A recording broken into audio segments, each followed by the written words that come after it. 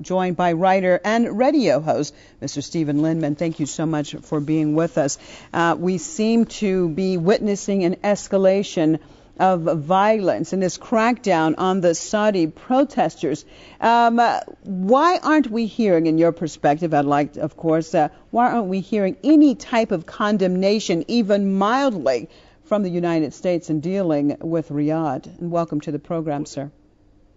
Oh, thank you again for getting me on. There's no surprise about that. Before I comment on Saudi Arabia, can I just say very briefly, I'd like to extend my best to all Iranians on your historic 33rd anniversary, and I'm writing about it today. It'll go out tomorrow. I call it, my article, Iran's Historic Anniversary, and I compare today's Iran with America, and I don't have very much to say about America, the reason why Americans have nothing to celebrate. As far as America commenting on Saudi violence, my goodness, America supports Saudi violence. America for many years has supplied Saudi Arabia with many billions of dollars of weapons and munitions. Saudi Arabia is a valued regional ally supporting U.S. imperialism, although I must say the Saudis are saying no a little more, at least marginally saying no today, where in the past they virtually gave America a blank slate and went along with everything it did.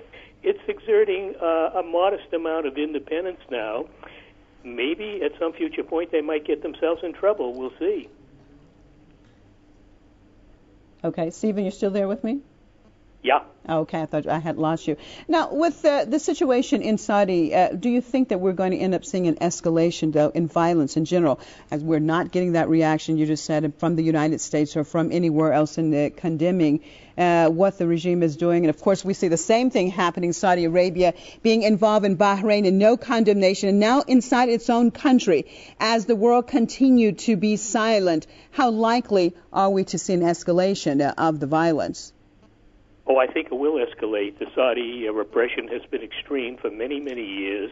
The Saudi people know what's going on in the region, and I'm sure they know what their own forces are doing in neighboring Bahrain. I mean, brutal repression that's gone on for a year. The Saudi troops in the streets, just brutal stuff.